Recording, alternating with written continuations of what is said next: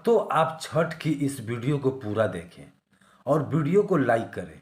छठ मैया उनकी सारी मनोकामना पूरी कर देना, उस भक्त की झोली खुशियों से भर देना। मित्रों, स्वागत है आप सभी का। मित्रों, छठ का पर्व बहुत ही शुभ और मंगलकारी होता है।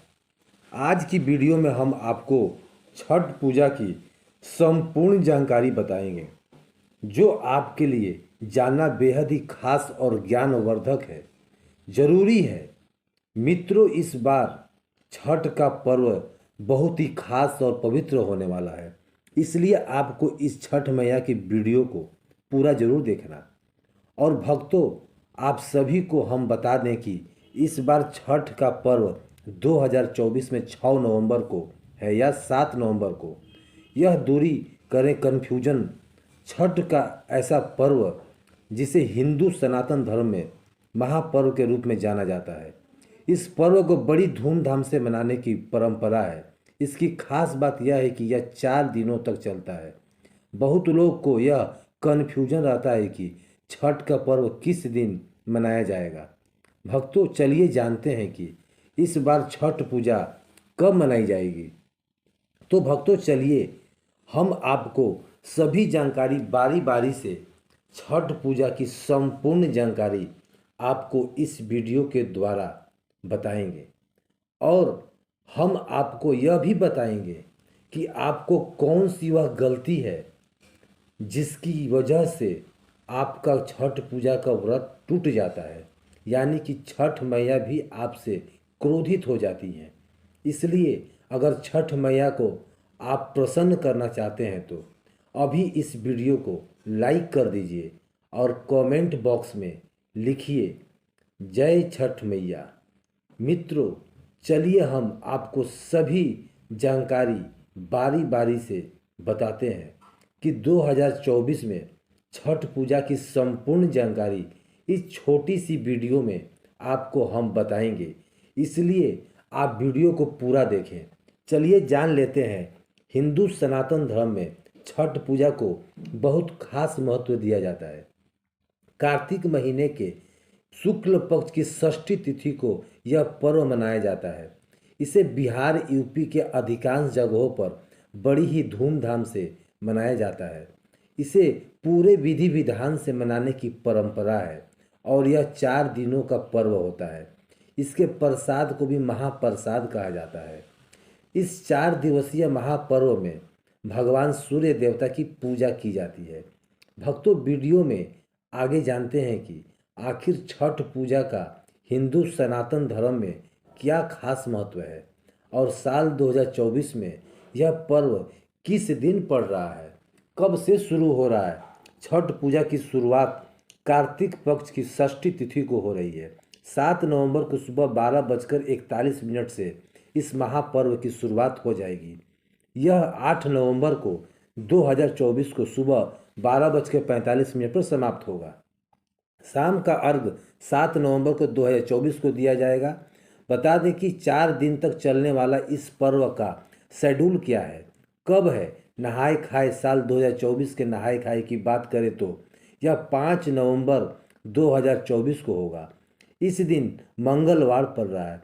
इस दिन से छठ पूजा की शुरुआत हो जाती है। लोग इस दिन घर के सभी बर्तनों की साफ सफाई करते हैं और घर की भी साफ सफाई का पूरा ध्यान रखते हैं। इस दिन से व्रत रखने वाले लोग नियम का पालन करना शुरू कर देते हैं और खुद को अलग कर लेते हैं। यहाँ की उनका बर्तन भी अलग होता है और 4 दिन तक पूरे नियम पालन के साथ इस महापर्व को मनाया जाता है। ऐसा होता है कि इस दिन करीब 36 घंटे तक महिलाएं व्रत रखती हैं। पुरुष भी इस व्रत को रखते हैं। खरना कब है? 6 नवंबर 2024 को बुधवार के दिन करना पड़ रहा है। इस दिन गुड़ की खीर बनाई जाती है, जिसे पूजा के बाद प्रसाद में बांटा जाता है। इस खरना को खाने के बाद ही 33 घंटे की निर्जला व्रत की शुरुआत हो जाती है। चूल्हे में आम के पेड़ की लकड़ी को जलाकर यह खीर बनाई जाती है। शाम के सूर्य का अर्घ कब होगा? शुक्रवार को 7 नवंबर 2024 के दिन शाम के सूर्य का अर्घ होगा। 5:29 पर सूर्यास्त होगा और इस दिन भगवान सूर्य देव को शाम का अर्घ चढ़ाया जाएगा। इस दिन शाम को भगवान सूर्य देवता को ठेकुआ, गन्ना, चावल, मिठाई समेत कई प्रकार के फल फूल चढ़ाए जाते हैं। सुबह के सूर्य का अर्घ कब होगा? छठ पूजा के चौथे दिन की बात करें तो यह इस पर्व का आखिरी दिन होता है। इस बार यह 8 नवंबर को शुक्रवार के दिन है। इसमें सुबह का अर्घ दिया जाता है। इस दिन सूर्योदय का समय सुबह 6:37 पर है। इसी के साथ 36 घंटे का निर्जला व्रत समाप्त हो जाता है और लोग इस महापर्व के महाप्रसाद को बांटते हैं। भूल कर भी छठ पूजा में ना करें यह गलतियाँ।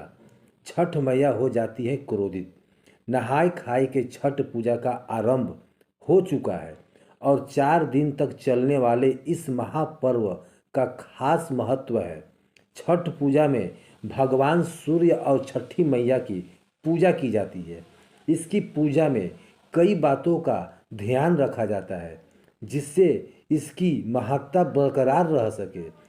छठ पूजा सबसे कठिन व्रत में एक होता है और इस पूजा में गलतियों का कोई स्थान नहीं होता है। माना जाता है कि छठी मैया बहुत उदार हैं और यह अपने भक्तों पर जल्दी ही प्रसन्न हो जाती है, लेकिन पूजा के समय कोई भी गलती से क्रोधित भी हो जाती हैं। इसलिए छठ पूजा में छठी मैया की पूजा में कुछ बातों का खास ध्यान रखा जाता है। इन वस्तुओं को सबसे दूर रखें। छठ पूजा में सबसे ज़रूरी वस्तु है पवित्रता। पूजा में पवित्रता का होना बहुत ही ज़रूरी है और इस बात का खास ध्यान रखा जाता है। पूजा में शामिल होने वाली हर छोटी से छोटी वस्तु को गंदे जूठे हाथों से नहीं छूना चाहिए। यहाँ तक कि दूसरे सामान को छू कर भी छठ पूजा में शामिल होने वाली किसी भी वस्तु को नहीं छूना चाहिए और बच्चों से भी इन सामान को दूर रखना चाहिए। छठ पूजा के सामान को केवल साफ सुथरे हाथ से लेना चाहिए। ऐसी वस्तुओं को ना करें। छठ मैया को अर्पित कर छठ पूजा में मैया को चढ़ाने वाली कोई भी वस्तु जूठी और खंडित नहीं होना चाहिए। अगर पेड़ों पर लगे फल फूल को भी पशु पक्षी ने जूठा कर दिया है तो उसको भी छठ मैया को अर्पित न करें। फल और पुष्प हमेशा साफ सुथरी और शुद्ध होने चाहिए क्योंकि उनके छठी मैया को प्रसाद के रूप में अर्पित करने का नियम है। साथ ही ध्यान रखें कि छठ पूजा में जो वस्तु शामिल होती है केवल उन्हीं वस्तुओं का उपयोग में लाएं और आपने आपसे किसी भी वस्तु को ना चढ़ाएं क्योंकि एक बार जिस वस्तु को आप अर्पित करते हैं उसे फिर हर साल अर्पित करना होता है। छठ पूजा के समय इस बात का रखें ध्यान। छठ पूजा के प्रसाद को कोई और नहीं बना सकता, इसको केवल व्रतधारी ही बनाते हैं। इसलिए छठ पूजा गीत मरबो रे सुगवा धनुक से सुगा गिरे मुरझाए सुगिने जिरोए वियोग से आदित्य हुई न सहाय के वर्ण में किया गया है। सुगवा यानी तोता ने एक बार छठ पूजा में शामिल होने वाली वस्तु नारियल को जूठा कर दिया था, तब उसको बाण से मार दिया गया था। फिर सब ने तोते के लिए छठी मैया का व्रत करके आराधना की, तब छठ मैया ने सुग्गा के जीवित कर दिया। इस गीत में छठ पूजा में शामिल होने वाली वस्तुओं की शुद्धता के बारे में भी बताया गया है। इस वस्तुओं के सेवन करने से बचें। 4 दिन चलने वाले इस महापर्व से जो भी व्रत करना है और उसके परिवार वालों को भी तामसिक भोजन, लहसुन, प्याज तक के खाने से बचना चाहिए और इस व्रत की शुद्धता तक का ध्यान रखना चाहिए। यहाँ तक कि इन वस्तुओं को घर पर रखने से भी बचें। छठ पूजा के केवल सात्विक भोजन करना चाहिए। लहसुन प्याज को राक्षसी भोजन माना जाता है और व्रत के दौरान इन वस्तुओं को उपयोग करने से व्रत की अखंडता और शुद्धता खत्म हो जाती है और आप पाप के भागीदार बन जाते हैं। व्रत करने वाले यहाँ ना सोएं। छठ पूजा में कई नियमों का पालन करना होता है क्योंकि इस साधना और श्रद्धा का महापर्व माना जाता है।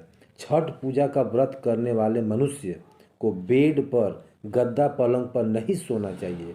4 दिन तक व्रत करने वाले व्रतधारी को भूमि पर आसन बिछाकर ही सोना नियम है, ताकि व्रतधारी अपनी साधना को पूरा कर सके। इस तरह से सोने पर मनुष्य के शारीरिक और मानसिक रूप से पॉजिटिव असर पड़ता है। छठ पूजा में शामिल होने वाली हर वस्तु नहीं होनी चाहिए। यहाँ तक कि पहले से उपयोग में ले जाने वाले बर्तनों का भी उपयोग नहीं करना चाहिए। अगर आपको बर्तन धातु के बने हुए हैं तो उसको साफ करके उपयोग में लाया जा सकता है, लेकिन डाला हमेशा नया ही होना चाहिए। अगर कोई मनुष्य इन वस्तुओं को जुटाने में असमर्थ है तो संपन्न मनुष्य को उसकी सहायता जरूर करनी चाहिए। व्रत के दौरान तामसिक भोजन नहीं खाना चाहिए। इससे बैगन, कटहल, लहसुन, प्याज का भैंस मांस, मटन, मछली, चिकन आदि इस दौरान धूम्रपान या अन्य किसी भी प्रकार का नशा नहीं करना चाहिए। भगवान सूर्य देव को अर्घ देने के पहले जल या भोजन ग्रहण नहीं करना चाहिए। भगवान सूर्य देव को अर्घ देने के बाद चांदी, स्टील, लोहा, कांच, प्लास्टिक, कांसा, जर्मन या एल्युमिनियम का नहीं, तांबा या पीतल का होना चाहिए। किसी मन्नत के लिए छठ मैया की पूजा कर रहे हैं तो मन्नत पूर्ण होने पर जो बात किया है उसे पूर्ण करना चाहिए। शुद्ध और पवित्र होकर छठ का प्रसाद और भोजन पकाना चाहिए। गंदे या जूठे हाथ से नहीं प्रसाद को ऐसा स्थान पर रखें जहाँ से उसे कोई छुए नहीं। इस दौरान महिला और पुरुषों को साथ में नहीं सोना चाहिए और पलंग पर भी नहीं सोना चाहिए। व्रत के दौरान वाणी पर संयम रखना चाहिए और मुंह से किसी भी प्रकार का अशब्द नहीं निकालना चाहिए। छठ पूजा की सामग्री में किसी भी प्रकार की कोई कमी नहीं रहना चाहिए। छठ पूजा का व्रत 36 घंटे तक रखा जाता है। सप्तमी के दिन उठाते हुए सूर्य अर्घ देकर ही इस व्रत का पारण होता है, इसलिए इसके लिए पहले से ही तैयार रहें। यदि नहीं बनता है तो व्रत रखना तो करें, व्रत रखी है तो गर्मी से दूर रहें, शांत रहें, काम बोले, आराम से। बस में पूजा में दौरान ही सक्रिय हो, प्यास लगे या फिर गला सूखने पर बर्फ से चेहरे और गले को सिकाई कर सकते हैं। भक्तों, त्योहारों में देश भारत में कई ऐसे त्यौहार हैं जो काफ़ी कठिन होते हैं और इन्हीं में से एक लोकप्रिय आस्था का महापर्व छठ पूजा, जिसे रामायण और महाभारत काल से ही मनाने की परंपरा है। नहाय खाए के साथ आज से आरंभ हुए लोग आस्था के इस 4 दिवसीय महापर्व को लेकर कई कथाएं मौजूद हैं। एक कथा के अनुसार महाभारत के समय में जब पांडव अपना सारा राज्यपाठ जुए में हार गए, तब द्रौपदी ने छठ पूजा व्रत किया। इससे उसकी मनोकामनाएं पूर्ण हुई तथा पांडवों को राजपाट वापस मिल गया। इसके अलावा छठ पूजा महापर्व का उल्लेख रामायण के समय में भी मिलता है। एक अन्य मान्यता के अनुसार छठ पूजा या सूर्य पूजा महाभारत काल से ही की जाती है। कहा जाता है कि छठ पूजा की शुरुआत भगवान सूर्यदेव पुत्र दानवीर कर्ण ने की थी। दानवीर कर्ण भगवान सूर्य के परम भक्त थे। मान्यताओं के अनुसार वे प्रतिदिन घंटे भर कमल के पानी में रख खड़े होकर भगवान सूर्यदेव को अर्घ देते थे। भगवान सूर्यदेव की कृपा से ही वह महान योद्धा बने थे। किंवदंती के अनुसार ऐतिहासिक नगरी मुंगेर के सीता चरण में कभी सीता माता ने 6 दिनों तक छठ पूजा की थी। हिंदू सनातन पौराणिक कथाओं के अनुसार 14 वर्ष वनवास के बाद जब भगवान राम अयोध्या लौटे थे तो रावण वध के पाप से मुक्त होने के लिए ऋषि मुनियों ने आदेश पर राजसूय यज्ञ करने का फैसला लिया। इसके लिए मुकद्दर ऋषि को आमंत्रण दिया गया था, लेकिन मुकद्दर ऋषि ने भगवान राम एवं माता सीता को अपने ही आश्रम में आने का आदेश दिया। मुकद्दर ऋषि की आज्ञा पर भगवान राम एवं माता सीता खुद यहाँ आए और उन्हें इसकी पूजा के बारे में बताया गया। मग्न मुक्कर ऋषि ने सीता माता को गंगा जल छिड़क कर पवित्र किया एवं कार्तिक मास के शुक्ल पक्ष षष्ठी तिथि को सूर्य देव की उपासना करने का आदेश दिया। यहीं रहकर माता सीता ने 6 दिनों तक सूर्य देव भगवान की पूजा की। लोक आस्था और भगवान सूर्य देव उपासना का महापर्व छठ पूजा की आज से शुरुआत हो गई है। इस 4 दिवसीय महापर्व की शुरुआत नहाय खाए की परंपरा से होती है। यह महापर्व पूरी तरह से श्रद्धा और शुद्धता का महापर्व है। इस व्रत को महिलाओं के साथ ही पुरुष भी रखते हैं।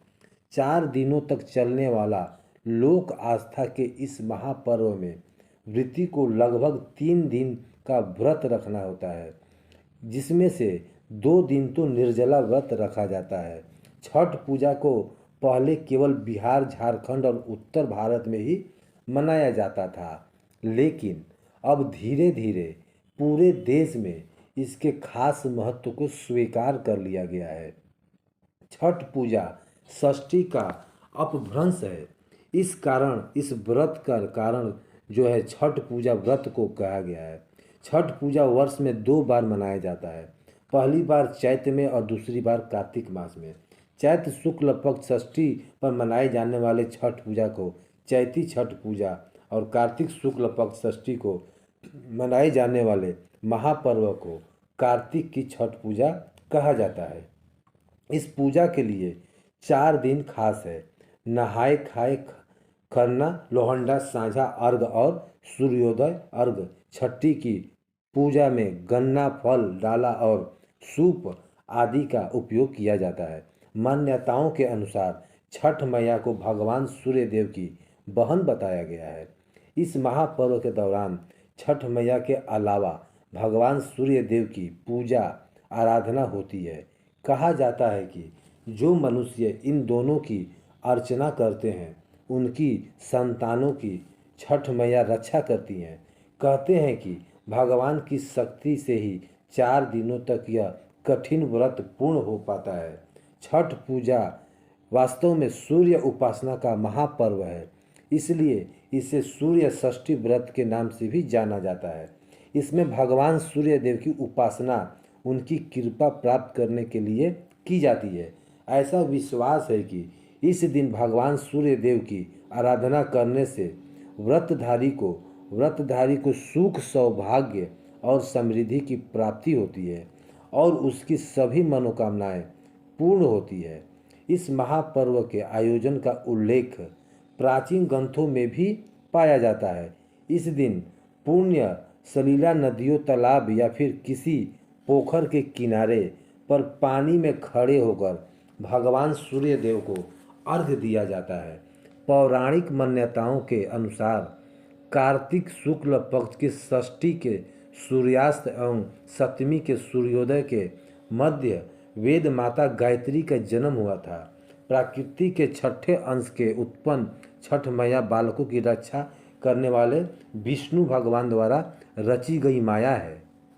बालक के जन्म के छठे दिन छठी मैया की पूजा अर्चना की जाती है, जिससे बच्चों के ग्रह गोचर शांत हो जाए और जिंदगी में किसी प्रकार का कष्ट नहीं आए।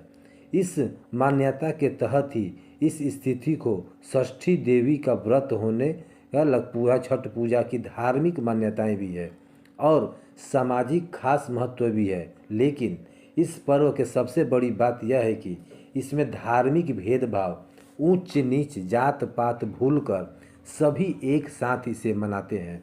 किसी भी लोक परंपरा में ऐसा नहीं है। भगवान सूर्य जो रोशनी और जीवन के प्रमुख स्रोत हैं और भगवान के रूप में जो रोज सुबह दिखाई देते हैं, उनकी उपासना की जाती है।